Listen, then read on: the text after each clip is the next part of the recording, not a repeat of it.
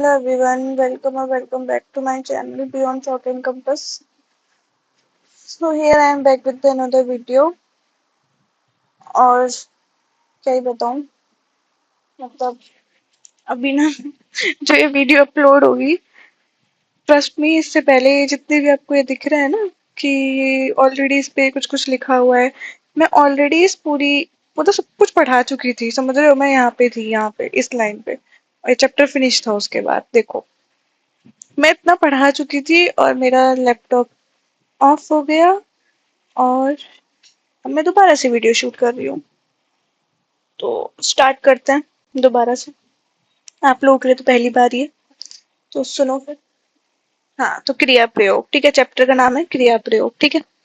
Basically आज हम पढ़ेंगे क्रिया होती क्या है, क्या मतलब है क्रिया का, ठीक है। देखो, क्रिया क्रिया से मतलब क्या है, किसी भी कार्य को करना या उसका होना, उसको हम क्या बोलेंगे, क्रिया बोलेंगे। जैसे कि मैं अभी बोल रही हूँ, ठीक है, मैं हंस रही थी, मैं चलती हूँ, खा रहे हैं, पी रहे हैं, दौड़ रहे हैं, और मतलब इसके रूप चलते हैं स्मरति, स्मरतः, स्मरन्ति, ऐसे।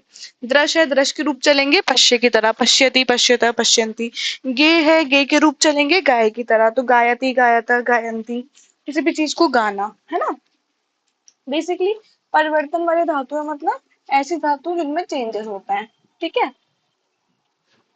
आगे देखो क्या लिखा हुआ है कि जिस शब्द से किसी कार्य का करना या होना पता चलता है उसको हम क्या बोलते हैं, क्रिया। जैसे कि मैंने आपको ऑलरेडी चैप्टर के स्टार्टिंग में बताया ना, जिस शब्द से जिस कार्य को करने से पता चलता है किसी भी कार्य का करना या होना, उसको हम क्या बोलते हैं, क्रिया बोलते हैं, है ना। जैसे कि खाद मतलब खाना, लिख मतलब लिखना, ठीक है।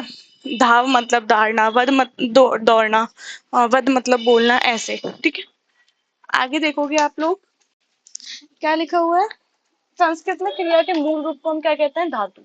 जैसे कि मैंने आपको ऑलरेडी बता चुकी हूँ ना, संस्कृत में क्या बोलते हैं हम, धातु बोलते हैं। क्या बोलते हैं, धातु। अब आपको बोलते हैं धातु का चिन्ह कैसे होता है, ऐसा। जैसे देखो, खाद के पहले लिखा है या लिख के पहले लगा है।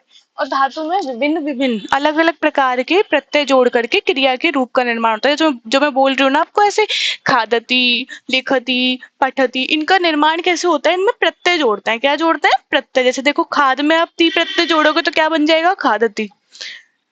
खाद में आप तह प्रत्यय जोड़ोगे तो क्या बन जाएगा, खादतः। इसी तरीके से, ठीक है। अब क्या होता है, क्रिया पर क्रिया पर पुरुष का प्रभाव। पुरुष मतलब जैसे प्रथम पुरुष, उत्तम पुरुष, प्रथम पुरुष, मध्यम पुरुष, उत्तम पुरुष, ठीक है। यहाँ पे सिर्फ आपको ये याद रखना है, पुरुष केवल कर्ता शब्दों को ही देखा जाता है। मैंने आपको ऑलरेडी पहले बताया था, जो भी कोई काम को कर रहा है ना, वो पुरुष हो गया, ठीक है। अब मैंने आपको जैसे कि पहले बताया, युष्मत्, त्वम, युवाम, यूयम और अस्मत्, अहम, आवाम, वयम, इनके अतिरिक्त, इनके अलावा जितने भी कर्ता होंगे वो किस में आ जाएंगे, प्रथम पुरुष में। किस में आ जाएंगे, प्रथम पुरुष में। मध्यम पुरुष में केवल युष्मत् का और उत्तम पुरुष में केवल अस्मत् शब्द होता है। अभी लिखा हुआ है आगे, भवान, आपका प्रयोग भी प्रथम पुरुष में होता है। मतलब आप किसी के लिए आपका यूज कर रहे हो तो उसको भी आप किस में लिखोगे, प्रथम पुरुष में। इस प्रकार संस्कृत भाषा में कितने पुरुष हो गए, तीन पुरुष। कर्ता कितने, मतलब बेसिकली कर्ता कितने तरीके के हो गए, तीन तरीके के। प्रथम पुरुष का कर्ता के साथ प्रथम पुरुष की क्रिया। अब जैसे आपको लिखा हुआ है ना, ऐसे आप तो हम यूज कर रहे हो तो उसके साथ आप पठसी ही यूज करोगे, समझ रहे हो। ये आपको ये बता रहा है, प्रथम पुरुष लिखा हुआ है। अगर आपको सह, सा, राम, रमा, कोई भी नाम अगर आ रहा है, कोई भी सर्वनाम शब्द आ रहा है जो कि प्रथम पुरुष का है, उसके साथ आप प्रथम पुरुष की क्रिया को यूज करोगे, ठीक है। ऐसा नहीं प्रथम पुरुष की कर्ता के साथ तुम उत्तम पुरुष की क्रिया को यूज कर दो, नहीं, पॉसिबल नहीं, ठीक है। मध्यम पुरुष के साथ मध्यम पुरुष की क्रिया का प्रयोग होता है, उत्तम पुरुष की कर्ता के साथ उत्तम पुरुष की क्रिया का प्रयोग हो रहा है, ठीक है। अब वचन पे क्रिया का क्या प्रभाव पड़ता है, क्रिया का, अब जो आप क्रिया रूप पढ़ रहे हो, जो ये रूप पढ़ रहे हो रट लगा के, उसमें आप देख रहे हो वचन भी तीन होते हैं। एक वचन का अगर करता है, अगर सह है तो सह के साथ पठती ही लिखोगे, पठतः नहीं लिखोगे। अगर तऊ है तो तऊ के साथ पठता ही लिखोगे, पठंती नहीं लिखोगे, समझ रहे हो। मतलब जोन सा जिस वचन का कर्ता होगा उसी वचन की क्रिया यूज करनी है, ये बोल रहा है, ठीक है। आगे देखो।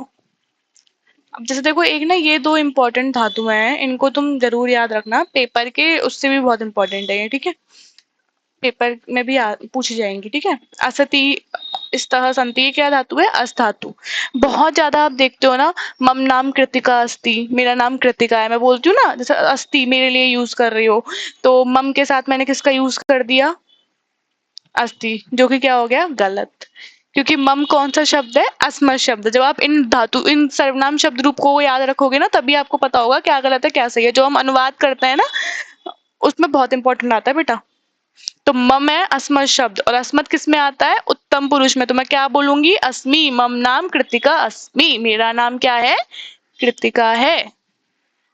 ठीक है, इन दोनों धातु रूपों को याद करना इंपॉर्टेंट है। और ये शब्दार्थ है, इनको भी रीड कर लेना, पढ़ लेना। स्टार मार्क कर रही हूँ। और मैं ना एक वो लिंक जरूर डाल दूंगी डिस्क्रिप्शन में भी और आई बटन पे भी, तो उसको भी जरूर देख लेना। ठीक है, समझना उस लिंक को ना, देख के लट लकार तक समझ लेना। और जो धातु, जो मैं प्रत्यय बताऊंगी ना, ये कैसे प्रत्यय लगा रखा है, या मतलब क्या किया हुआ है, कैसे आप क्रिया रूप बना रहे हो, क्या होता है, उसको उससे देख के अच्छे से समझ में आ जाएगा आपको। ठीक है, फर्स्ट थिंग तो ये। दूसरी चीज क्या, देखो, अभी मुझे पता है कुछ ब्रेक के बाद बन रही है वीडियो, थोड़ा थोड़ा मैंने आपको ऑलरेडी बता चुकी हूँ, थोड़ा अनवेल हूँ, तो इसलिए थोड़ा थोड़ा गैप में बनाऊंगी वीडियो, बट कंटिन्यू रखूंगी। और मेरा मेन टारगेट ये है कि देखो, क्वेश्चन आंसर्स तो ना आपको बेटा स्कूल की टीचर्स भी करा देंगी।